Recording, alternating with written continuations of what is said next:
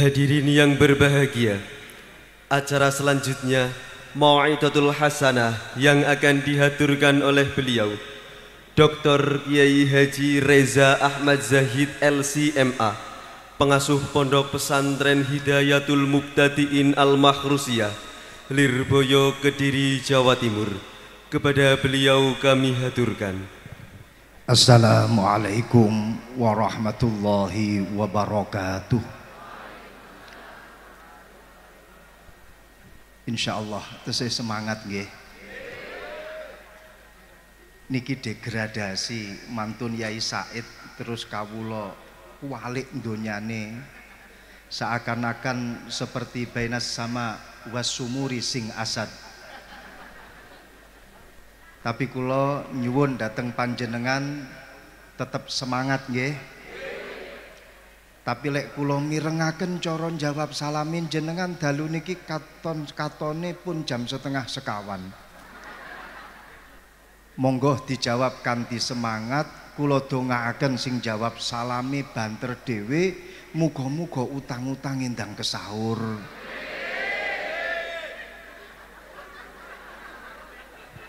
Kula dongaaken sing jawab salami banter dhewe, sing dereng gadah jodoh, muga-muga enggal pikantuk jodoh. Sing sampun gadah jodoh jawab salami semangat, tak dongakno muga-muga jodone tambah. Tambah napa mboten, Pak?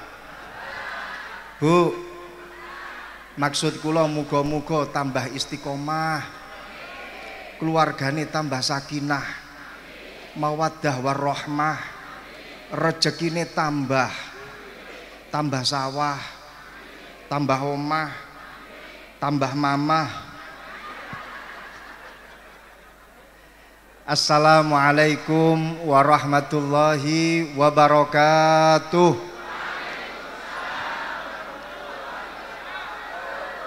Alhamdulillah sampun sami semangat. Niki berarti sing rawuh rata-rata utange. Kula nyuwun kesepakatan niki mengke kira-kira buyar sampai jam pinten? Jam 4 napa jam 5? Ikhlas nggih. Dawuhipun Sayyidina Ali karramallahu wajhah, innallaha la yu'ti 'abdahu ilman illa wa huwa syakirun. Allah Subhanahu wa taala tidak akan pernah memberikan ilmu yang manfaat dumateng hamba-hambane. Sinten kemawon rawuh teng pengajian mulih gak nggawa ilmu sing manfaat kecuali dia bersyukur datang Allah Subhanahu wa taala. Niki mengke kira-kira jam 4, ikhlas napa mboten? Terusaken nggih mengke kalih Pak Kiai Imam Subki, kula paling cuman 15 menit badhe pamit. Alhamdulillah wassalatu wassalamu ala Rasulillah wa ala alihi wa sahbihi wa mawalah, amma ba'dah. Ingkang sampun dipun dawuhaken kalih panjenenganipun Romo Kiai Haji Said Akil Siraj, mugi-mugi saged nambahi semangat kula kalih panjenengan sami. Kula sering sangat matur bahwa yang namanya santri itu adalah seorang yang intelektual. Di berbagai acara, wonten tenggone acara seminar, acara workshop, saya selalu mengatakan kalau kalian ingin mencari orang yang intelektual, ora usah adoh-adoh. Carilah mereka yang ada di pondok pesantren. Mereka para santri adalah makhluk-makhluknya Allah yang intelektual. Kenging nopo para rawuh? Keranten wa min syurutil intelektualisme salasa. Syarat daripada orang tersebut bisa dikatakan sebagai orang yang intelektual menika namung 3. Intellectual person who engage in critical thinking, research and reflection about society, kama qala Marcus Garvey. Niki lek cara dimaknani kalih Gus Firdaus Subeki intelektual person utawi wong kang den arani intelektual iku hu wong engage kang terlibat sapa man in critical thinking ing dalam pemikiran kang kritis, research lan penelitian utawa pengalaman, and reflection lan penilaian about society ing sedaya permasalahan masyarakat. Ngeten iki lek gak santri gak iso maknani bahasa Inggris kelawan bahasa Jawa. Tepuk tangan kagem santri. Jadi yang dikatakan sebagai seorang santri itu adalah mereka yang memiliki pemikiran yang kritis. Salah satu faktor orang itu bisa berpikir secara kritis adalah dia selalu berada dalam banyak permasalahan, tapi dia berusaha untuk menyelesaikan. Dia selalu berada pada banyak ujian, tapi dia selalu berusaha untuk lolos dari ujian tersebut. Santri niku kehidupan di pondok pesantren penuh dengan ujian para rawuh, penuh dengan permasalahan para rawuh. Tapi dia berusaha untuk lolos dari permasalahan itu. Dia berusaha untuk lulus dari ujian tersebut. Contoh, kiriman telat selalu dirasakan oleh setiap santri. Leres napa mboten? Leres napa mboten? Mangkane kula matur dhateng para wali santri, tolong putra putri panjenengan yang ada di pondok pesantren, hormati mereka. Ojo sampai telat-telat kirim wesel, ojo sampai telat-telat kirim ATM, kirim transferan, karena mereka sulit di pondok pesantren menghafalkan alfiyah diwolak-walik tapi tetap kelingan karo Siti Alfiyah. Ngapalaken Imriti dibolak-balik, santri wadon ngapal ke Imriti sampai salah membaca Imriti diwacane Umar Yoto. Tapi dia tetap berusaha untuk menghafalkan apa yang menjadi kewajiban mereka yang ada di pondok pesantren.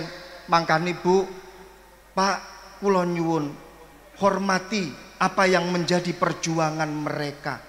Panjenengan kadang cuman isok ngongkon tok, nang pokoknya kudu lulus, pokoknya kudu apal alfiyae, pokoknya kudu apal imritine. Padahal si ngomong ora apal, nggih napa nggih? Padahal si ngomong orang ngerti kitab alfiyah niku napa? Padahal si ngomong orang ngerti kitab imriti niku napa? Mereka yang ada di pondok pesantren tirakat. Pramila panjenengan ketika anaknya mondok di pondok pesantren, kula nyuwun jangan sampai lepas untuk nirakati anak teng pondok pesantren, tirakat dalam rangka untuk mendapatkan ilmu yang manfaat, dan itu sudah menjadi kewajibannya. Apapun yang terjadi di pondok pesantren, sulitnya, kepepetnya, telatnya kiriman, semuanya minangkani tirakate poro anak. Muga-muga ilmu ini manfaat, amin.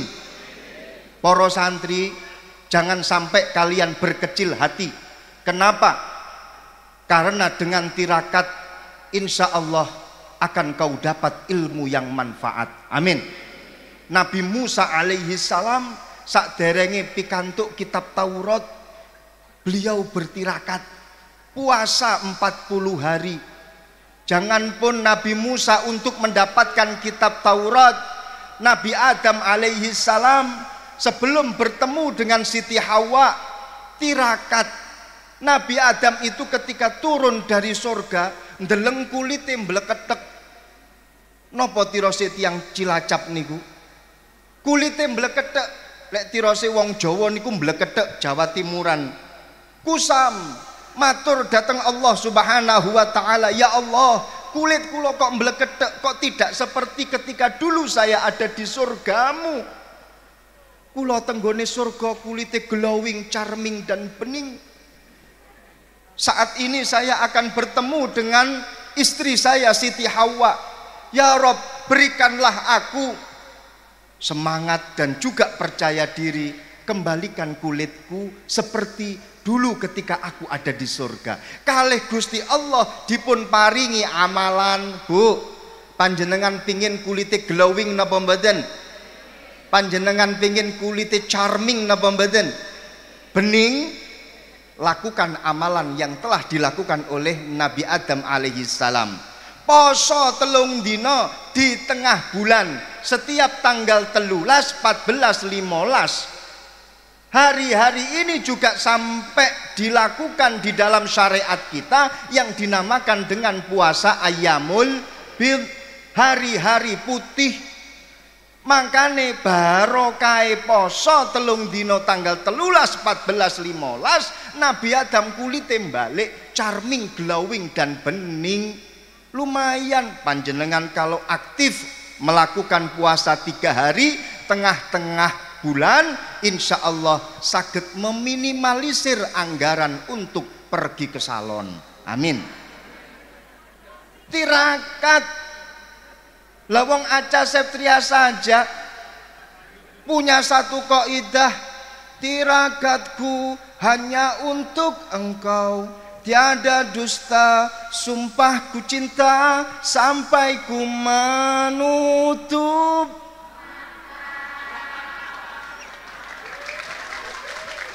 Niki pripun nyanyi napa terus? Panjenengan para jomblo monggo semangat untuk selalu bertirakat, coba introspeksi diri. Kenapa kalian sekali menembak dia tidak merapat, 2 kali menembak dia malah menjauh? Introspeksi dirilah. Mungkin karena kurang tirakat sehingga dia menjauh. Tirakatlah. Insya Allah dengan tirakat maka sekali tembak dia pasti akan mendekat. Amin ya robbal alamin.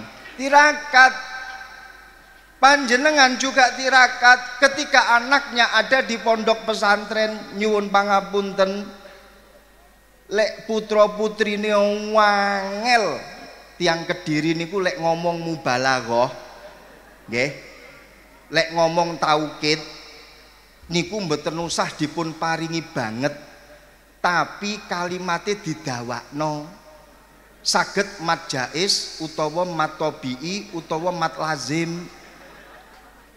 Dadi lek ngomong ayu pengen ayu banget dadine, lek ngomong ganteng pengen ganteng banget dadine, lek ngomong cilik-cilik banget dadine, lek ngomong gede-gede banget dadine gawedi. Niku tiyang Kediri nggih.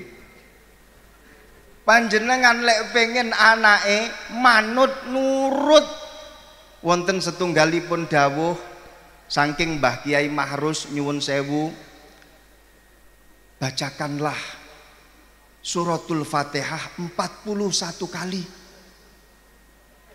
Lek saged sing maca ibuke ba'dal maghrib diwaca, Bu. Insya Allah putra putrine manut. Niki kagem ibu-ibu spesial nggih. Lek bapak-bapak badhe nambahi monggo. Kula mboten mendiskriminasikan bapak-bapak, tapi kula yakin dongane ibu-ibu luwih mandi daripada dongane bapak-bapak. Khususnya dienggo anak-anak nggih napa nggih?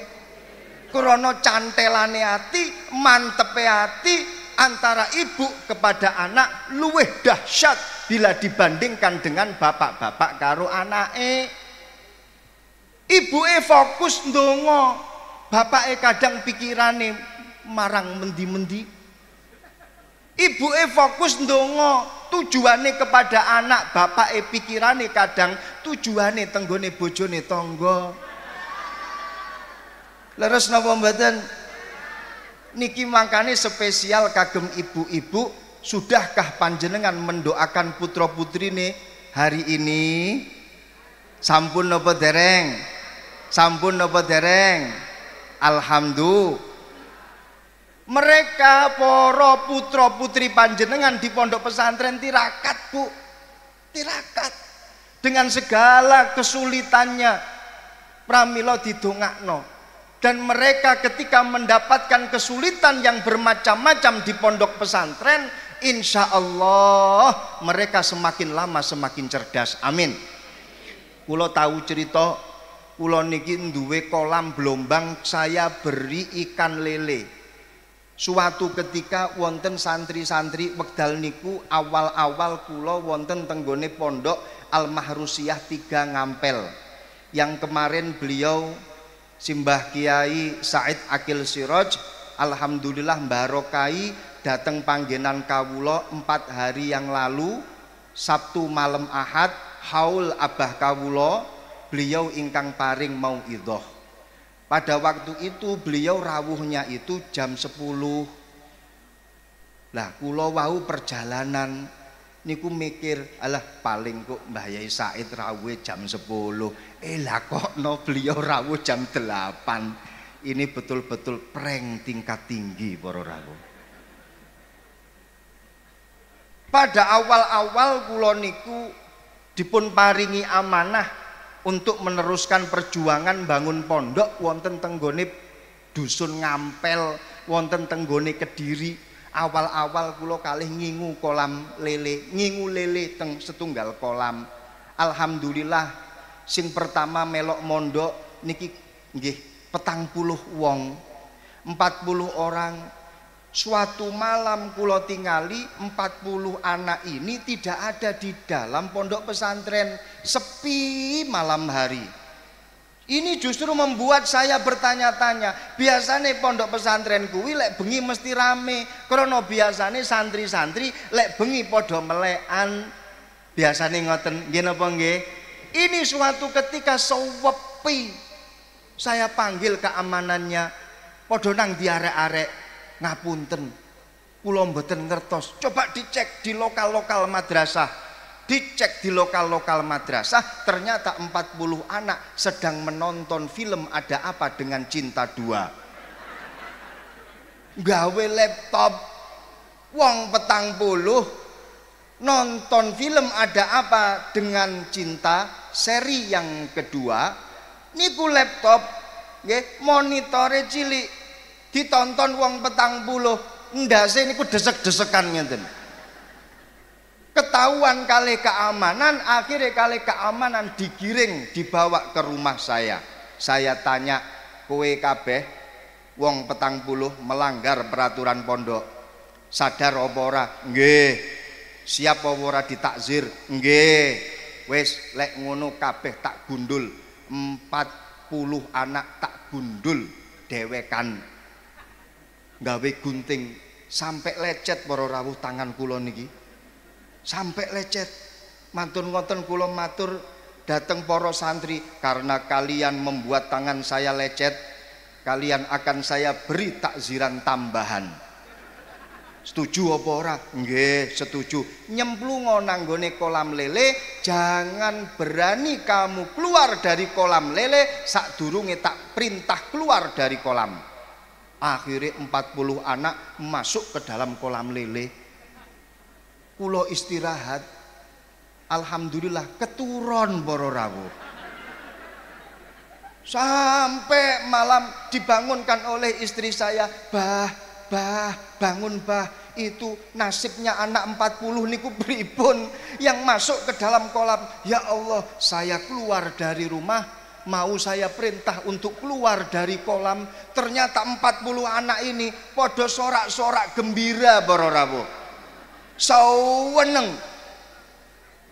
Ing napa? Lelene dicukuki diuncali teng jaba.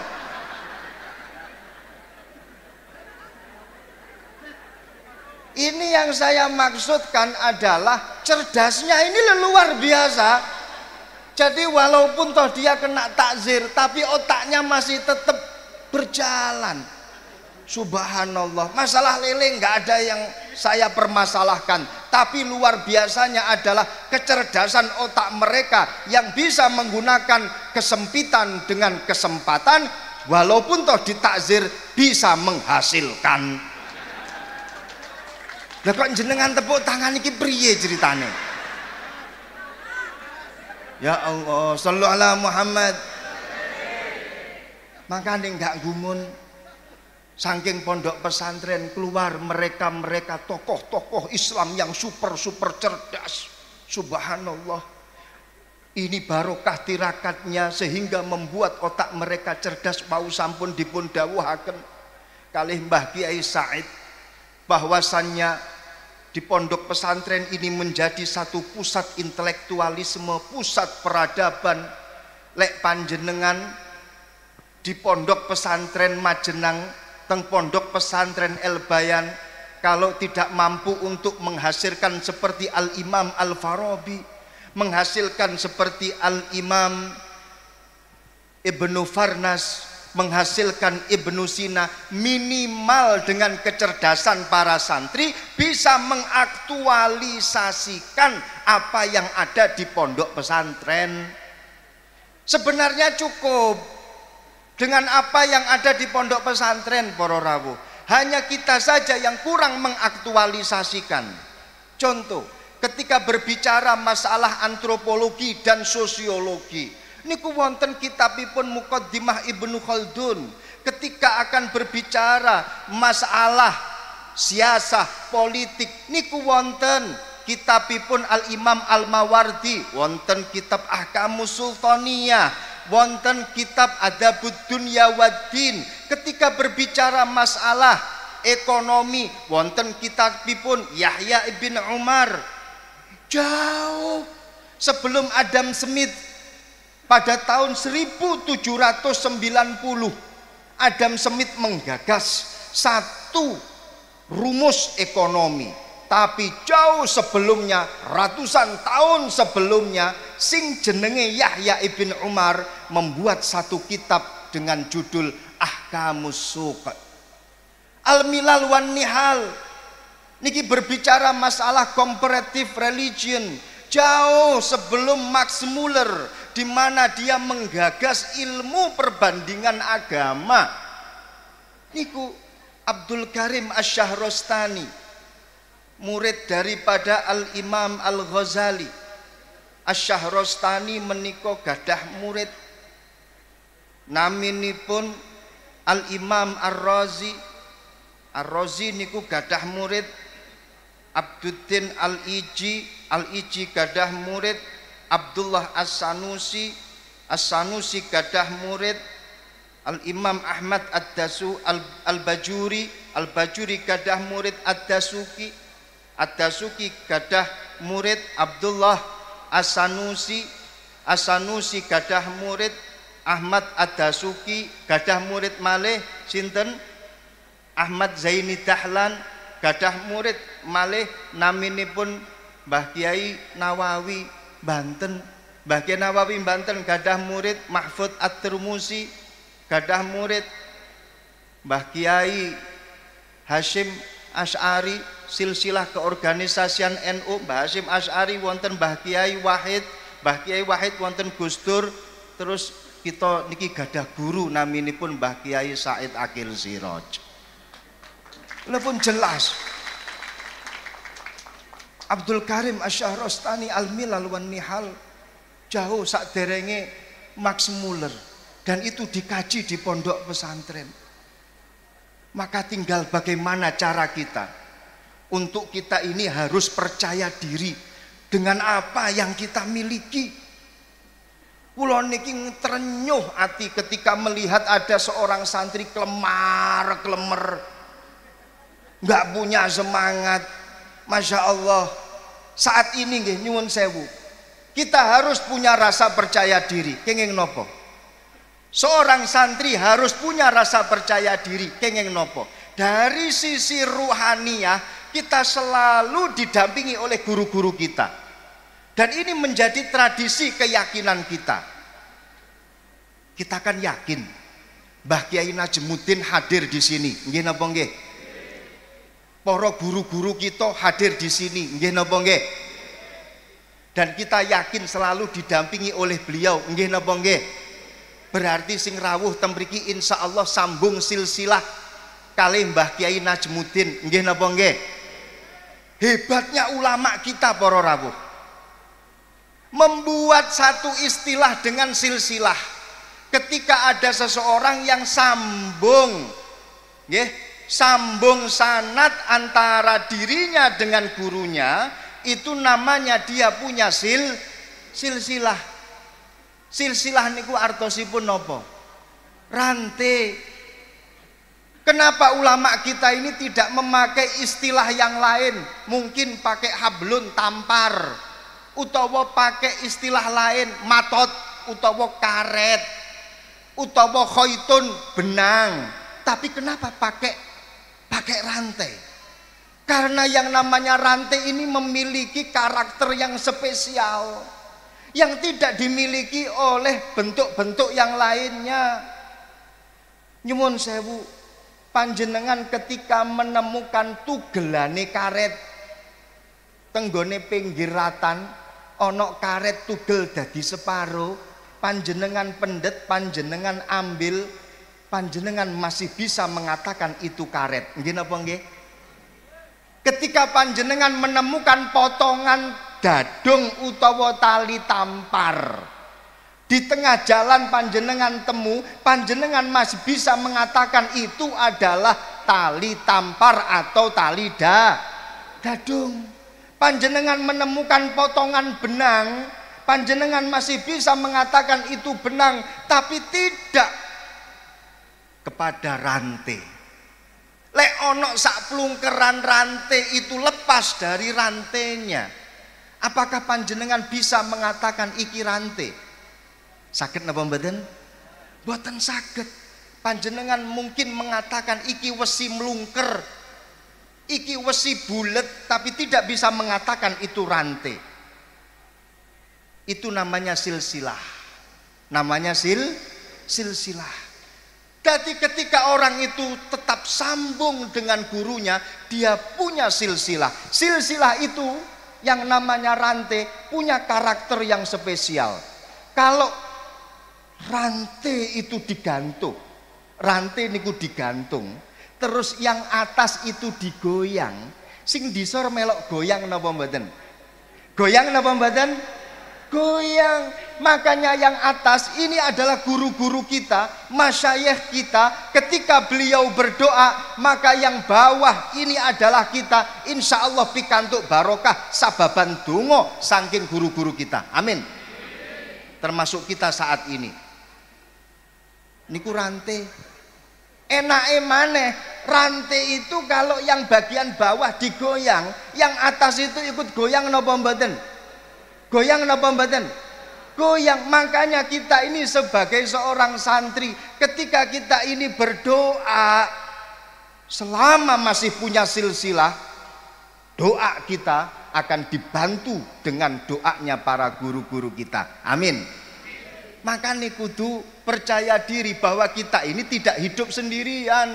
Santri harus punya rasa percaya diri. Secara ruhaniyah kita didampingi oleh guru-guru kita. Nggih napa nggih? Kelemar santri, dia tidak akan mampu menciptakan suatu hal yang luar biasa. Joy Namat punya satu makalah. Joy Namat adalah seorang yang viral pada waktu itu tahun 1960. Dia adalah pemain football teng Amerika. Teng Amerika niku sing terkenal football, bukan soccer. Soccer itu adalah permainan bola dan bentuk bolanya bulat. Nggih, kalau football itu permainan bola, bentuk bolanya itu lonjong. Amerika untuk masalah Piala Dunia niku mboten pernah sampai masuk menjadi juara Piala Dunia. Memang Amerika itu mengikuti Piala Dunia sejak tahun 1920. Paling banter itu Amerika menduduki peringkat perempat final. Itu pun terjadi ketika tahun 2010 ketika Piala Dunia itu dihelat di Jepang dan Korea Selatan. Wingenane tenggone kotor tahun 2022 Amerika hanya mampu sampai 16 besar. Ketika akan masuk 8 besar goleng, nggak jadi 8 besar. Akhirnya yang jadi masuk final itu adalah Prancis dan Argentina. yang jadi pemenang itu adalah Argentina. Walaupun toh Argentina jadi pemenang, tapi yang namanya sepatu emas itu didapat oleh pemain Prancis yang namanya adalah Mbappe. Mbappe mengegolkan 8 gol. Hebatnya lagi 4 gol itu digolkan ketika pertandingan final. 3 gol ketika match dan 1 gol tendangan penalti. Sehingga total Mbappe itu punya gol 8. Messi kalah. Messi hanya mengegolkan 7 gol. Ketika final Messi itu mengegolkan 3 gol. 2 ketika match, 1 ketika tendangan penalti. Makanya walaupun toh yang namanya Argentina masuk di kejuaraan Piala Dunia, tapi yang namanya jago tetap Prancis, karena satu-satunya jersey yang berlogokan ayam jago itu hanyalah timnas Prancis. Niki wau kula matur napa, Pak? Kok dugi pundi wau? Ya Allah, Joy Namat ini punya satu kaidah. Pripun kaidah? When you have confidence, you'll have a lot of fun, and when you have a fun, you can do amazing things. Sampeyan guyu apa ngerti artine? Hah? When you have ing dalam nalikane anduweni sapa sira? A confidence ing rasa percaya diri. You'll have mongko bakal anduweni sapa sira? Asluhu you will have. Kemudian dii'lal kulibat nukilat hudzifat fasara you'll have. Mongko bakal anduweni sapa sira a lot of fun ing pirang-pirang rasa bunga. And when you have lan ing dalem nalikane anduweni sapa sira fun ing rasa bunga, you can do mongko bakal iso nglakoni sapa sira amazing things ing pirang-pirang perkara kang bisa nggawakake apa mah ka ing sira. Tepuk tangan ya ora apa-apa. Jadi artinya bagaimana? Yang namanya amazing things, perkara-perkara yang extraordinary, perkara-perkara yang luar biasa, itu hanya bisa diciptakan oleh orang yang memiliki rasa bahagia. Santri selalu bahagia. Telat kirimane setitik, kirimane luwih-luwih le akeh, pasti bahagia. Ketika orang itu bahagia, dia pasti akan bisa menciptakan amazing things. Tapi yang namanya kebahagiaan tidak akan mungkin dimiliki oleh orang yang tidak memiliki semangat. Tidak akan pernah dimiliki oleh orang yang tidak memiliki percaya diri. Karena kebahagiaan itu adalah milik orang yang memiliki rasa percaya diri. Makanya poro santri, yuk podo percaya diri, podo semangat. Insya Allah kalian bisa menciptakan sesuatu yang amazing. Amin ya robbal alamin. Kanjeng Nabi dawuh, pripun innallaha yuhibbu ma'aliyal umur wa yakrahu safafaha. Allah Subhanahu wa taala niku remen kalih cita-cita yang luhur, remen kalih harapan yang tinggi, pengen dadi iku, pengen dadi iki, pengen menggoyang dunia, pengen merubah dengan perubahan yang lebih baik. Ngoten, jangan punya satu cita-cita, punya harapan dledek rendah-rendahan niki disengiti karo Gusti Allah. Mangkane Robi ibn Ka'ab ketika dipun tangleti karo Kanjeng Nabi, "He Robi, kowe pengen apa? Cita-citamu apa?" Dawuhipun Robi ibn Ka'ab, "Ya Rasulullah, kula duwe cita-cita mlebu surga terus panggonan kula itu ada di samping panjenengan. Para sahabat niki sami kaget. Loh, kok iso panggonanku dinggoni karo Robi? Cita-citanya kok pengen berada di samping Rasulullah kelak nanti di surganya Allah. Dijawab karo Kanjeng Nabi, apik Robi, apik, tapi a'inni ala nafsik bikasratis sujud. Tapi tolong ya, bantulah aku untuk mewujudkan cita-citamu itu dengan cara apa? Dengan cara banyaklah kamu bersujud kepada Allah. Artine nopo? Kalau kalian punya cita-cita poro santri, ojo lali untuk selalu berusaha. Jangan cuman hanya cita-cita tok tapi tidak ada usaha. Naudzubillah min dalik. Pun balik kepada permasalahan yang inti. Nopo niku sing nomor loro, yang namanya seorang santri itu memiliki satu research, penelitian, pengalaman. Kenging nopo para rawuh, santri selalu bersama dengan teman-temannya dari berbagai macam daerah. Nggih napa nggih? Tenggone Elbayan temriki wonten sing saking Madura. Nggih napa nggih? Si dari Madura bede nggih. Wonten sing saking Jawa Timuran, Tulungagungan, Jombang, wonten sing saking Jawa Tengahan, wonten sing saking Jawa Baratan, kumpul temriki panggenan. Mereka selalu berinteraksi setiap hari, mereka selalu bersama-sama, mangane bareng, turune bareng, aduse bareng, sehingga saling mengenal antara satu dan yang lain. Kula selalu menyampaikan, kalian kalau ingin melihat miniatur Bhinneka Tunggal Ika yang ada di Indonesia, ora usah ado-ado, lihatlah pondok pesantren.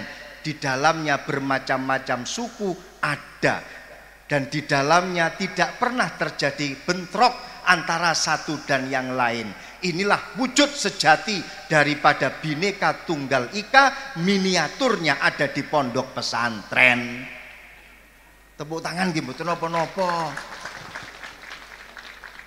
Sing nomor 3 lanjut kemawon, setiap pondok pesantren pasti mencetak orang-orang yang memiliki kepedulian terhadap masyarakat, kepedulian terhadap sosial masyarakat, sehingga dia memiliki keistimewaan reflection about society, mampu untuk menyelesaikan masalah yang ada di sekitarnya. Mulih teko pondok, insya Allah mampu menyelesaikan masalah tanpa masalah. Sadurunge wonten pegadaian duwe slogan menyelesaikan masalah tanpa masalah, pondok pesantren secara real sudah memiliki prinsip santri pulang harus bisa menyelesaikan masalah tanpa menimbulkan masalah.